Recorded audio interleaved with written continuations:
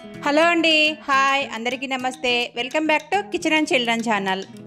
ఈరోజు కాకరకాయలను ఉడకబెట్టి వాటిని ఎండబోస్తున్నానండి. ఈ సీజన్లో కొద్దిగా కాకరకాయలు కాస్ట్ తక్కువగా ఉన్నాయి కదండి, అందుకోసం మార్కెట్లో తక్కువ రేటుగా పడుతున్నాయని చెప్పేసి నేను ఇక్కడ 2 కేజీల కాకరకాయలను తెప్పించాను అనమాట మా వారితో.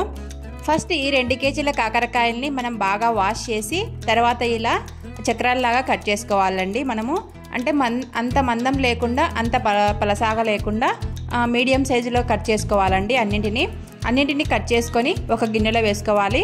గిన్నెలో వేసుకున్న తర్వాత వాటిలో కొద్దిగా సాల్ట్, అలాగనే 1 టేబుల్ స్పూన్ పసుపుని యాడ్ చేసుకోవాలి. మరీ ఎక్కువ సాల్ట్ని యాడ్ చేసుకుంటే బీపీ ఉన్న వాళ్ళు తినలేరండి, అందుకోసం మీడియంగా సాల్ట్ను యాడ్ చేసుకోవాలి. యాడ్ చేసుకున్న తర్వాత వాటిలో మనకు అవి మునిగే వరకు మనం వాటర్ పోసుకోవాలన్నమాట. చూడండి, నేను చూపిస్తున్నాను. అవి మునిగే వరకు నేను వాటర్ పోసాను అనమాట. ఈ వాటర్ అయితే కన్సిస్టెన్సీ సరిపోతుందండి ఈ కాకరకాయలు ఉడకడానికి. ఇంకా కాకరకాయలు కట్ చేసుకొని వాటిలో వాటర్ వేసుకున్న గిన్నెను స్టవ్ మీద పెట్టి స్టవ్ ఆన్ చేసుకోవాలండి. స్టవ్ ఆన్ చేసుకొని వాటిపైన మూత పెట్టేయాలి. మంటను లో టు మీడియం ఫ్లేమ్లో పెట్టి ఉడికించుకోవాలండి.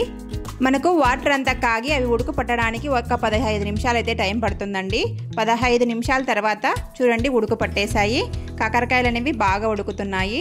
వితిన్ హాఫ్ అన్ అవర్లో ఇవి ఉడికిపోతాయండి. అంటే ఇంత పెద్ద గిన్నెలో 2 కేజీల కాకరకాయలు తీసుకున్నాం కదా, ఎంత టైం పడుతుందో అని అనుకుంటారేమో. వితిన్ హాఫ్ అన్ అవర్లో ఇవి ఉడికిపోతాయండి. అంతే, 2 పొంగులు వచ్చేసరికి మనకి ఈ కాకరకాయలు అనేవి తొందరగా ఉడికిపోతాయి. అంటే ఉడకడానికి స్టార్ట్ అయ్యింది అనేటప్పుడు ఒకసారి మనం బాగా కలుపుకోవాలి. అందులో మనము అలాగనే పసుపును కూడా యాడ్ చేసాం కాబట్టి అవన్నీ కలిసేలా మనం బాగా ఈవెన్గా కలుపుకోవాలన్నమాట. తర్వాత ఒక 10 నిమిషాలు మళ్ళీ కలుపుకొని మూత పెట్టేస్తే మనకు చూడండి ఎంత చక్కగా ఉడికిపోయాయో. నేను స్టవ్ ఆఫ్ చేసుకున్నానండి. అంతే, హాఫ్ అన్ అవర్లో మనకి ఇవన్నీ కూడా ఉడికిపోతాయి అన్నమాట. చూడండి, మనకు ఇలా పట్టుకుంటే అవన్నీ కూడా విరిగిపోతాయి. చాలా చక్కగా మనకు ఉడికిపోయాయి కాకరకాయలు అనేవి. చాలా ఈజీగా మనం చేసుకోవచ్చండి. ఇంకా మనం ఉడికించుకున్న వాటినన్నింటినీ వడబోసానండి. నేను వడబోసిన తర్వాత చూపిస్తున్నాను. కొద్దిసేపు వడబోసి వాటిలో ఉండే వాటర్ అంతా పోయిన తర్వాత మనం వీటిని ఎండలో ఆరబెట్టుకోవాలి. ఎండ లేకున్నా ఫ్యాన్ కిందైనా ఆరబెట్టుకోవచ్చండి వీటిని. నేను ఇక్కడ ఎండ ఉంది కాబట్టి ఒక మంచి క్లాత్ వేసి వాటిపైన ఈ ఉడకబెట్టిన కాకరకాయలన్నింటినీ వేసి ఎండబెట్టుకుంటున్నానండి. ఈ కాకరకాయలన్నింటినీ వేసిన తర్వాత మనం అన్నీ ఒక్కొక్కటిగా తీసుకొని బాగా ఎండబెట్టుకోవాలి. మనం ముద్దలాగా ఒకటే చోట వేస్తే అవి ఎండవు అన్నమాట. ఎండకుండా మనకు పచ్చిగానే ఉంటాయి. అవి పచ్చిగా ఉంటే మనకు బూజు పట్టే అవకాశం ఉంది కనుక మనము ఒక్కొక్కటిగా తీసి ఆరబెట్టుకోవాలి. అవి పతలాగా వేసుకోవాలండి మనం వేసుకోవడం కూడా. అప్పుడు మనకు తొందరగా ఆరిపోతాయి, తొందరగా కూడా ఎండిపోతాయి అన్నమాట. చూడండి, అన్నీ ఎండబోసిన తర్వాత ఇలా ఉన్నాయన్నమాట.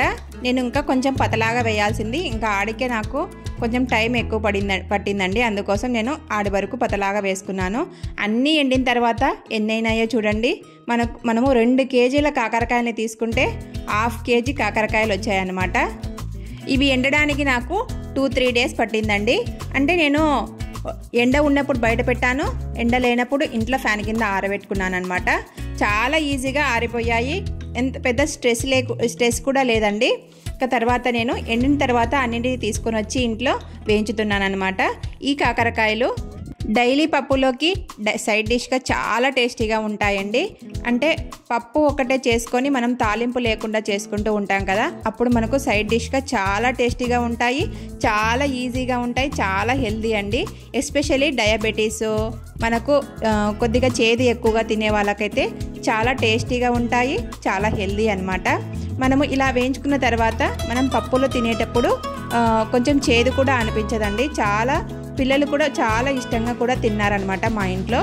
నేను ఈ కాకరకాయలు డీప్ ఫ్రై చేయడానికి కొద్దిగా ఆయిల్ని వేసుకున్నానండి, ఎందుకంటే చేదు అనిపిస్తుందేమో అని. కానీ వేయించిన తర్వాత ఆ ఆయిల్ కూడా చేదు అనిపించలేదు. మామూలుగా మనము వడియాలు ఎలా వేయించుకుంటామో అప్పడాలు అలానే ఉందన్నమాట ఆయిల్ అంతా కూడా. ఇంకా నేను ఇక్కడ 2 బ్యాచెస్ కింద వేయించుకొని పక్కన పెట్టేసుకున్నాను. మనం అవి వేయించుతున్నప్పుడు కాకర పువ్వొత్తుల్లాగా వస్తున్నాయండి. కాకరకాయలు కాకర పువ్వొత్తుల్లాగా మనం వేయించుకుంటున్నాం అన్నమాట. ఎండిన కాకరకాయలు గ్రీన్ కలర్లో లేదు కదండి, మనం వేయించిన కాకరకాయలు కొంచెం గ్రీన్ కలర్లోకి వచ్చాయి చూడండి. మనం ఎందుకంటే పైన తొక్క తీయకుండా మనం వీటిని కట్ చేసుకొని ఉడికించుకున్నాం కాబట్టి ఆ గ్రీన్నెస్ అంతా కూడా మనకు పైకి కనిపిస్తూ ఉందండి. ఇలా చేయడం వల్ల కూడా మనకు కాకరకాయలో ఉండే పోషకాలన్నీ కూడా మన శరీరానికి అందుతాయి అన్నమాట. నేను ఇక్కడ ఇంకా అన్నింటినీ వేయించుకున్నాను చూడండి, ఎంత చక్కగా బాగా కలర్ఫుల్గా వచ్చాయో. చాలా ఈజీగా ఉంటాయి, చాలా టేస్టీగా కూడా ఉంటాయి అన్నమాట.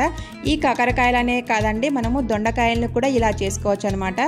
ఈ కాకరకాయలను సైడ్ డిష్గా మా ఇంట్లో వాళ్ళందరూ కూడా చాలా ఇష్టంగా తిన్నారండి. మీరు కూడా కొద్దిగా ఓపిక తెచ్చుకొని ఇలా చేసుకోవడానికి ట్రై చేయండి. మన ఇంట్లోనే మనం అన్నీ చేసుకొని హెల్తీగా కూడా తినొచ్చు అనమాట. వీడియో నచ్చితే లైక్, షేర్, సబ్స్క్రైబ్ చేసుకొని మా ఛానల్ని ఆదరించండి. ఇలా మంచి మంచి వీడియోస్ మీకు అందిస్తాను. Thank you for watching.